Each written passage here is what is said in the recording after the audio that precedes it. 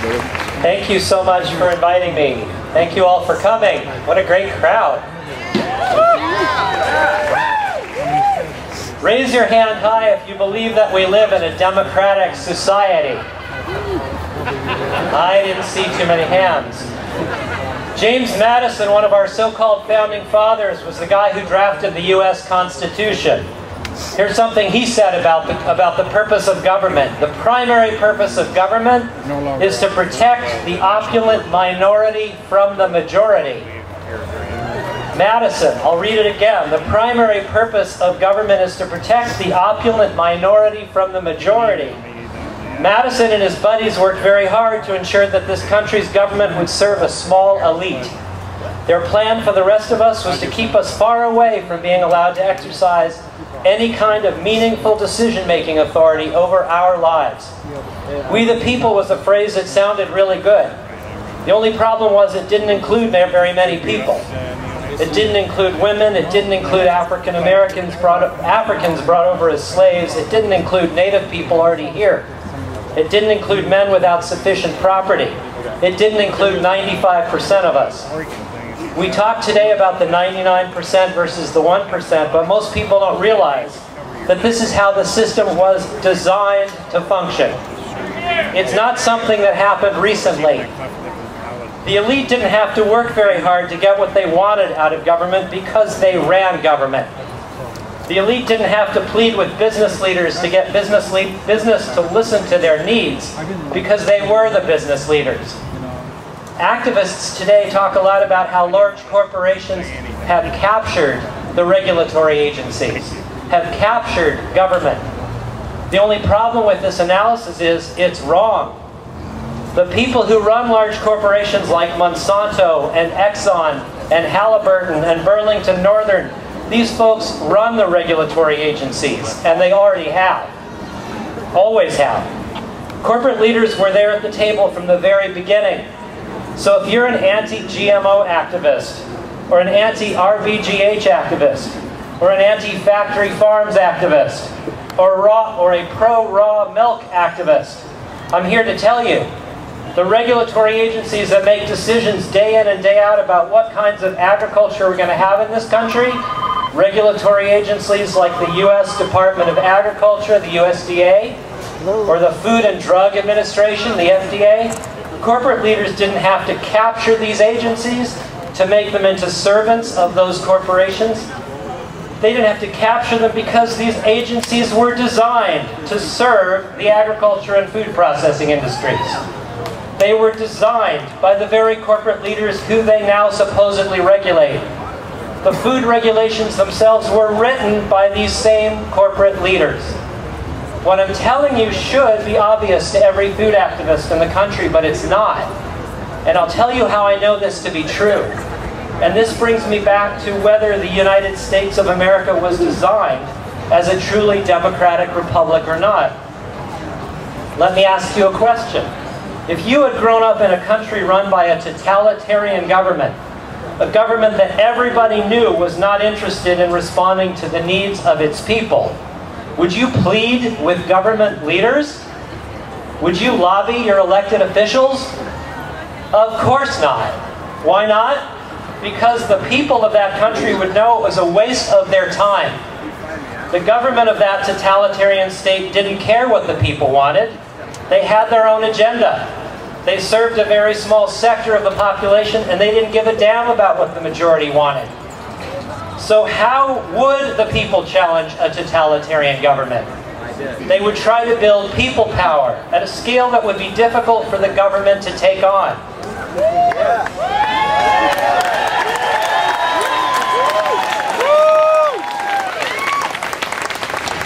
And by people power, I do not mean tactics like merely protesting and rallying and pleading with and negotiating with and demanding and picketing of our so-called leaders.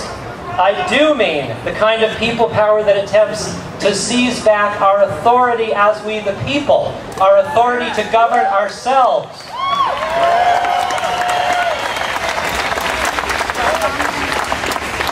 I'm talking about the power that historic citizens' movements use to drive new rights into law, like the abolitionists and the suffragists.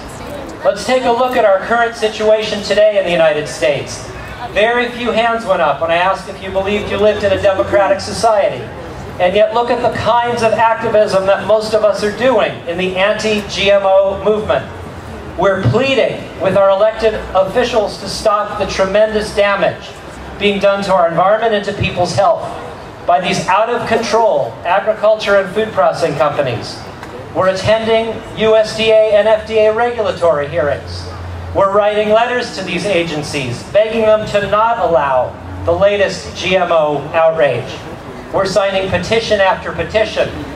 In other words, we are playing a game that was created by agriculture corporations, the regulatory game. They designed the playing field. They decided where to put the goalposts. They decided the rules of the game. And then they invited us to play.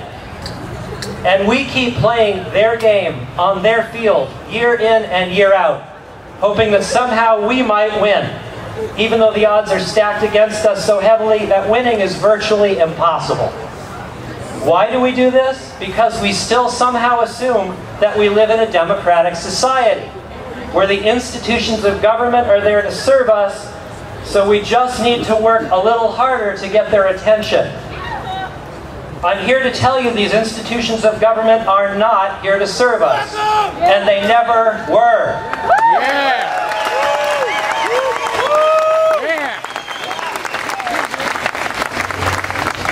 Regulatory agencies were created way back in the 1880s. They were created specifically to funnel citizen participation into a narrower and narrower space, where we the people ended up with no real voice. The first regulatory agency, the Interstate Commerce Commission, or ICC, was created to serve the railroad industry. President Cleveland's Attorney General explained to railroad company executives at the time that the ICC was, quote, to be a sort of barrier between the railroad corporations and the people, unquote. Charles Adams, president of Union Pacific Railroad Company, wrote at the time, quote, what is desired is something having a good sound, but quite harmless, which will impress the popular mind with the idea that a great deal is being done when in reality very little is intended to be done. Does that sound like the USDA to you? Regulation has worked so well to shield railroad corporations from public outrage that over the following decades, many other industries requested similar protections, such as insurance, meatpacking, banking, food, telephone and telegraph, and on and on. That is our history. We need to learn our history. As my colleague Jane Ann Morris says, the primary purpose of environmental regulations is to regulate environmentalists. The system is working, folks. It's not broken at all. It's working just as it was designed. The USDA and the FDA are working as they were designed, day in and day out, shielding agriculture and food processing corporations from our rage. The sooner we realize that this entire structure of law, regulatory law, was put there to tie we the people in knots, to make our voices irrelevant, the sooner we will shift gears and then start doing a very different kind of activism. A kind of activism where we the people seize back our authority to govern ourselves.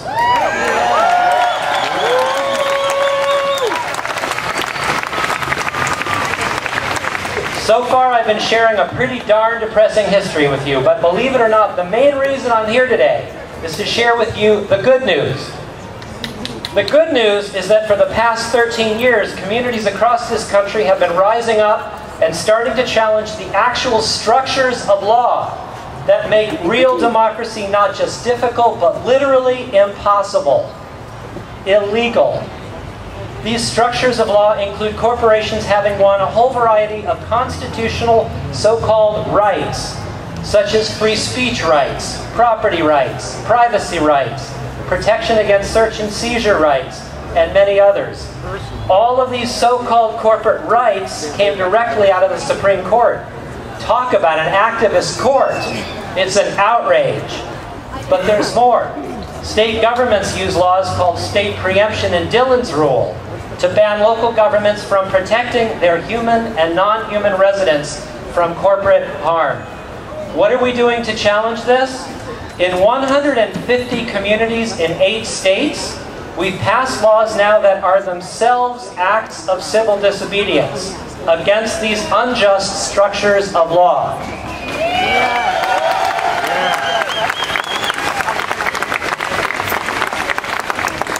We've passed laws that ban corporate factory farms, corporate fracking, corporate water withdrawal for bottling, corporate sludge dumping on farmland. These laws also strip corporations of all of their so-called constitutional rights. These laws directly challenge the authority of state governments to tell us what we can and cannot pass local laws about. We call ourselves the Community Rights Movement, and there are folks walking through the crowd right now with flyers about our work. I'm here to tell you that 2 counties in the Willamette Valley of Oregon are about to make history. Benton and Lane counties are just weeks from filing community rights ordinances that will prohibit corporations from engaging in unsustainable agricultural practices.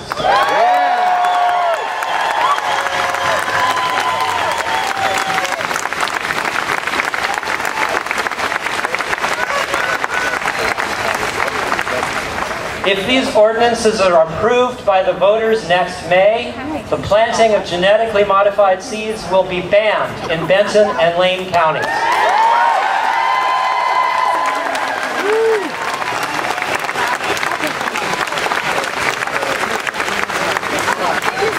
Those who are already growing genetically modified crops in those counties will be held personally and financially liable if their pollen drifts into neighboring farms and contaminates other crops.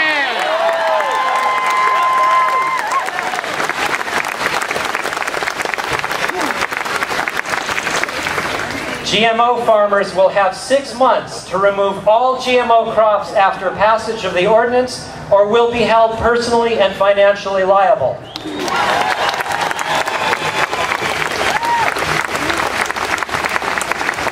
These ordinances are referred to as a Food Bill of Rights. They enshrine into local law a right to sustainable food systems, a right to seed heritage, a right of natural communities to exist, persist, and evolve. That's rights of nature, rights for nature. And finally, a right to self-government. They are legally binding and locally enforceable. We citizens are not merely consumers who vote with our dollars. We are not merely single-issue activists who battle against one corporate atrocity at a time. We are we the people.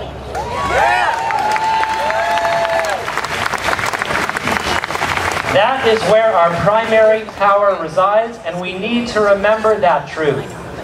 I am thrilled to be able to announce to you that over the past few months, the national staff of the Organic Consumers Association has been meeting with myself and my colleagues in the Community Rights Movement, and they're very, very excited about what we're doing in Benton and Lane counties.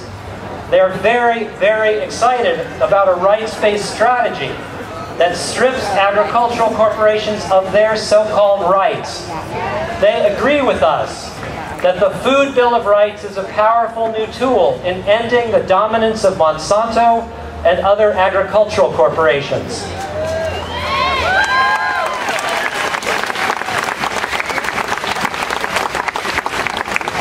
If you're a member of the Organic Consumers Association, please thank them for their support of the community rights movement. Again, there are people walking through the crowd handing out flyers that will give you more info about Benton and Lane County's Food Bill of Rights, about how you can learn more about and get involved in the community rights movement here in Portland and in other places. There's even a t-shirt table somewhere out there in the crowd. I haven't found it. If you don't see the flyer, go to paulcienfuegos.com or communityrightspdx.org. If you live in an agricultural county, please chat with me after my speech and maybe I can come down to where you live and lead an introductory workshop. Our local community rights group here in Portland leads free 2-hour workshops every few weeks. That information's on the flyers also. I want to close by reading you the first paragraph of our own state constitution here in Oregon. Article 1, Bill of Rights. Section 1, Natural Rights Inherent in People. We declare, and this is the highest law of the land in this state, we declare that all power is inherent in the people, and all free governments are founded on their authority, and instituted for their peace, safety, and happiness, and they have at all times the right to alter, reform, or abolish the government in such manner as they may think proper.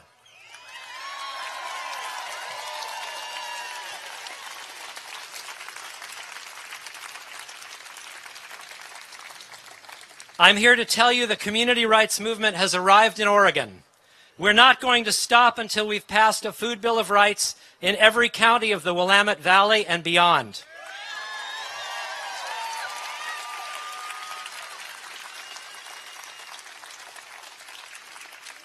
We're not going to stop until we have stripped Monsanto Corporation of all of its so-called constitutional rights.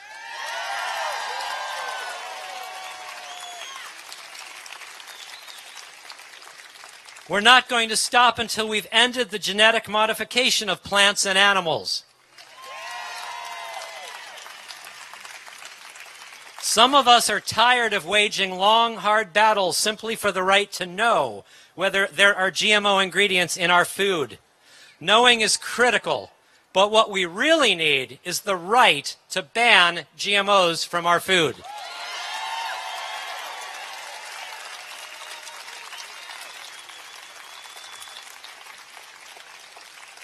The community rights movement is working hard to pass county-based laws that exercise that right to govern ourselves, to define the future we want for our children and grandchildren. I urge you to get involved in the community rights movement where you live. Thank you so much.